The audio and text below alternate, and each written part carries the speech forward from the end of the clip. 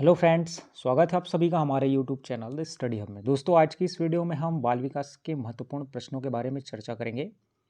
आज की इस वीडियो का पहला प्रश्न है, अगर सभी जानवरों के पास 4 पैर होते हैं और यदि एक टेबल में भी 4 पैर हैं तो टेबल भी एक जानवर है, इस प्रकार के तर्क को क्या कहा जाता है? तो दोस्तों, आपको बताना है कि अगर एक जानवर के पास 4 पैर हैं और उसकी कंपेयर जो है हम किसी जानवर से कर रहे हैं जिसके पास भी 4 पैर हैं, तो इस प्रकार के तर्क को हम क्या कहेंगे? ऑप्शन है हमारे पास आगमनात्मक तर्क, अनुरूप तर्क, काल्पनिक तर्क या फिर निगमनात्मक तर्क। तो दोस्तों, इसका सही आंसर है ऑप्शन नंबर डी, निगमनात्मक तर्क। जब हम किसी चीज़ का किसी दूसरे के साथ तर्क करते हैं तो वहाँ पर होता है निगमनात्मक तर्क। चलिए अगला प्रश्न देखते हैं। मनुष्य में विकास की दिशा है, मनुष्य में जो विकास है किसकी दिशा में होता है? ऑप्शन है हमारे पास डिस्टल, प्रॉक्सोमो, पैर से सर की ओर, सर से पैर तक या फिर केवल सर पर। तो दोस्तों, इसका सही आंसर है ऑप्शन नंबर सी, सर से पैर तक। कि मनुष्य का विकास की जो दिशा होती है सिर से पैर की ओर होती है। ठीक है दोस्तों, चलिए इसका डायग्राम भी देख लेते हैं कैसा होता है। तो यहाँ पर डायग्राम दिखा हुआ है, देखिए इसके विकास की दिशा जो है सिर से किधर की ओर जा रहा है? पैर की ओर। इसका भी दिशा जो है नीचे की ओर मुड़ा हुआ है। तो ये है सिर से पैर की ओर। आइए अगला प्रश्न देखते हैं। सामाजिक अध्ययन शिक्षक श्री साजिद ने अपने छात्रों को एक असाइनमेंट दिया, शहर में ट्रैफिक जाम से कैसे बचें। शहर में ट्रैफिक हो चुका है और उस जाम से बचने के लिए क्या करना है? तो शिक्षक खालिस्तान सोच को बढ़ावा देना चाहते हैं। तो यहाँ पर शिक्षक जो है बच्चों को किस सोच को बढ़ाना देना चाहते हैं, आपको यह बताना है। ऑप्शन है हमारे पास अभिसारी और अपसारी दोनों, अभिसारी, अपसारी या फिर बुद्धिमान। तो दोस्तों, इसका सही आंसर है हमारे पास ऑप्शन नंबर सी, अपसारी। क्योंकि बच्चे की सोच में यहाँ पर विकसित किया जा रहा है कि जैसे ट्रैफिक जाम हुआ है तो हम कैसे कैसे उससे बच सकते हैं। तो यहाँ पर हमारे पास बहुत सारे आंसर होंगे और जहाँ पर ही भी बहुत सारा आंसर होता है तो यहाँ पर वहाँ पर हमारा क्या होता है? अपसारी चिंतन। ठीक है दोस्तों, तो यह उसका सही आंसर क्या होगा हमारे पास? अपसारी चिंतन। चलिए अगला प्रश्न देख लेते हैं।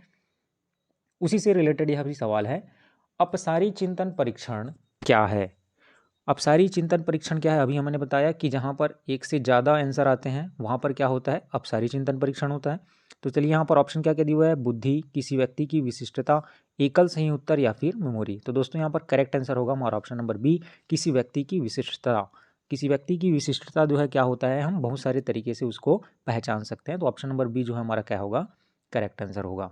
आइए अगला प्रश्न देख लेते हैं। पियाजे के संज्ञानात्मक विकास सिद्धांत के अनुसार ठोस परिचालन चरण की अनुमानित आयु क्या है? हमने पियाजे के चार जो है चरण पढ़े हुए हैं, उसमें से यहाँ पर बताना है कि ठोस परिचालन चरण जो है कौन से वर्ग में आएगा। ऑप्शन है हमारे पास 1.5 से 7 वर्ष, 12 से 14 वर्ष, 0 से 2 वर्ष या फिर 7 से 12 वर्ष। तो दोस्तों इसका करेक्ट आंसर है ऑप्शन नंबर डी, 7 से 12 वर्ष। आइए अगला प्रश्न देखते हैं। बच्चों का मुक्त और अनिवार्य शिक्षा का अधिकार अधिनियम लागू हुआ है।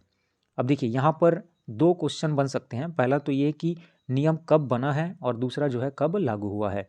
तो जब भी लागू हुआ है पूछेगा तो हमारे पास ऑप्शन और आंसर जो होगा हमारा अप्रैल 2010 में। यहाँ पर करेक्ट आंसर होगा आपका अप्रैल 2010 में। ठीक है, अगर ये पूछता कि बना कब है तो कब आता दोस्तों? अप्रैल 2009 में। ठीक है, तो यहाँ पर हमारा करेक्ट आंसर क्या होगा? ऑप्शन नंबर सी, अप्रैल 2010 में ये जो अधिनियम जो है लागू हुआ है, शिक्षा का अधिकार अधिनियम। ठीक है, याद रखिएगा, बहुत ही इंपॉर्टेंट सवाल है, बहुत बार एग्जाम में पूछा जा चुका है। आइए अगला प्रश्न देख लेते हैं। निम्न में से किसे अनुमानी ह्यूरिस्टिक पद्धति भी कहा जाता है? अनुमानी पद्धति मतलब ह्यूरिस्टिक पद्धति है ना, यहाँ पर पूछा जा रहा है किसे कहेंगे। ऑप्शन है हमारे पास खोज पद्धति, परियोजना पद्धति, समस्या निवारण पद्धति या फिर व्याख्यान पद्धति। तो इसका सही आंसर है समस्या निवारण पद्धति। इसी को जो है ह्यूरिस्टिक पद्धति कहा जाता है। यह है हमारा समस्या निवारण पद्धति, याद रखिएगा। चलिए अगला प्रश्न देख लेते हैं हम। भारत में स्कूली शिक्षा को मोटे तौर पर कितने चरणों में वर्गीकृत किया जा सकता है? दोस्तों इसका आंसर बहुत ही आसान है। ऑप्शन है हमारे पास 2, 5, 4 या फिर 3। आप स्कूल पढ़ने के लिए जाते हैं तो स्कूल में शिक्षक को जो है, शिक्षा को जो है बांटा गया है, कितने भागों में बांटा गया है? अगर करेक्ट आंसर है हमारा ऑप्शन नंबर सी, 4 भागों में। अगर आपको आंसर पता है इसको 4 भाग कौन कौन से हैं तो नीचे आप कमेंट बॉक्स पर उसका आंसर आप बता सकते हैं। अगर आपको नहीं पता है तो हम यहाँ पर बताते हैं कि कौन कौन सा है। पहला है प्राइमरी, सेकंड है अपर प्राइमरी, थर्ड है सेकेंडरी और फोर्थ है हायर सेकेंडरी। ठीक है, ये 4 भागों में हमने शिक्षा को क्या किया है? बांटा है। चलिए अगला प्रश्न देख लेते हैं हम।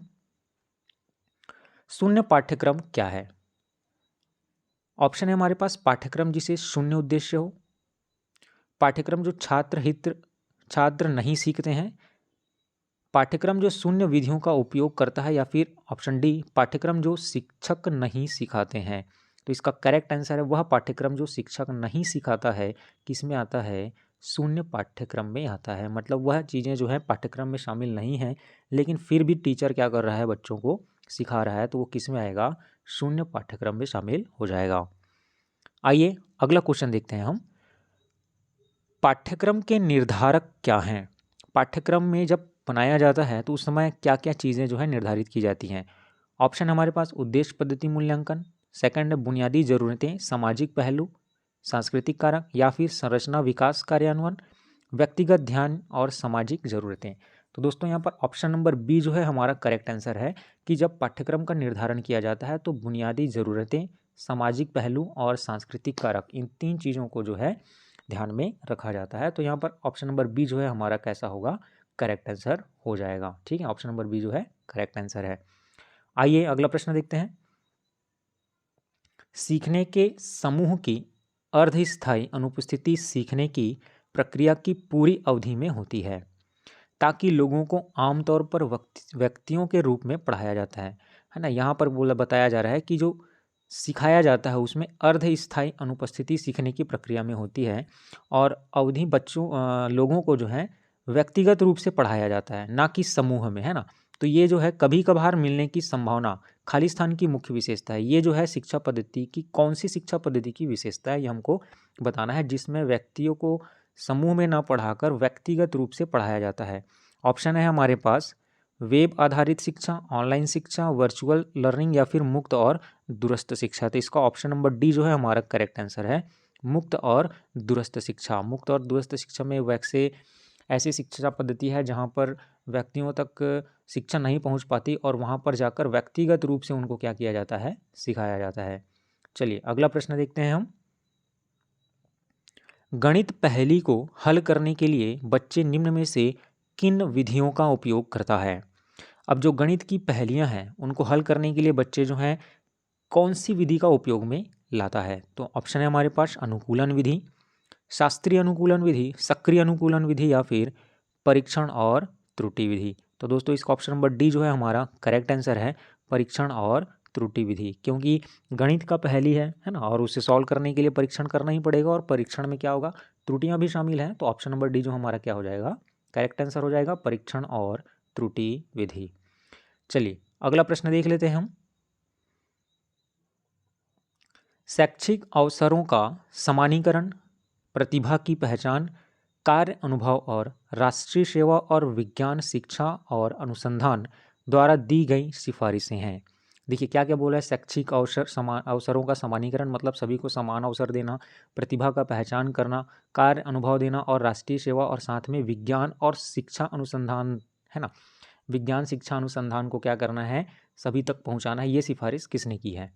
तो ऑप्शन है हमारे पास एनपीई, कोठारी आयोग, एनसीएफ, या फिर शिक्षा आयोग। तो इसका करेक्ट आंसर है दोस्तों एनपीई, है ना। NPE, national policy of education, इन्होंने ही क्या किया है? इसकी सिफारिशें की है। तो करेक्ट आंसर है हमारा ऑप्शन नंबर ए, एनपीई। आइए अगला प्रश्न देख लेते हैं। कौन से शब्द को विशेष रूप से सीखने की कठिनाइयों, मानसिक स्वास्थ्य के मुद्दों, विशिष्ट विकलांगता, है ना, विशिष्ट विकलांगता, शारीरिक या विकासात्मक, जो विशिष्ट विकलांगता है शारीरिक भी हो सकता है या फिर विकासात्मक भी होता है, से पीड़ित छात्रों की शिक्षा की पद्धति और अभ्यास का वर्णन करने के लिए सामान्यतः उपयोग में किया जाता है। तो यहाँ पर जब विशिष्ट विकलांगता दिया हुआ है तो उसको ध्यान में रखते हुए हम यहाँ पर देखते हैं एकीकृत शिक्षा, अक्षम के लिए शिक्षा, समावेशी शिक्षा या फिर विशेष शिक्षा। तो दोस्तों यहाँ पर करेक्ट आंसर हो जाएगा हमारा ऑप्शन नंबर टी, विशेष शिक्षा, है ना। कौन सा होगा? विशेष शिक्षा, ये हमारा आंसर हो जाएगा, क्योंकि यहाँ पर विशिष्ट विकलांगता की बात की जा रही है और विशिष्ट विकलांगता वाले बच्चों के लिए हम जो है विशेष शिक्षा का आयोजन करते हैं। तो ऑप्शन नंबर डी जो है हमारा करेक्ट आंसर हो जाएगा। आइए अगला प्रश्न देखते हैं।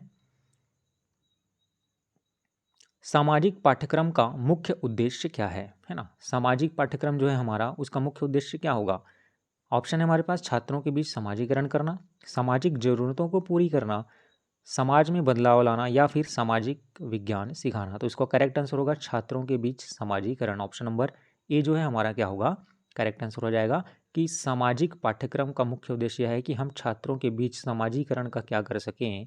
विकास कर सकें। तो ऑप्शन नंबर ए जो है हमारा करेक्ट आंसर हो जाएगा।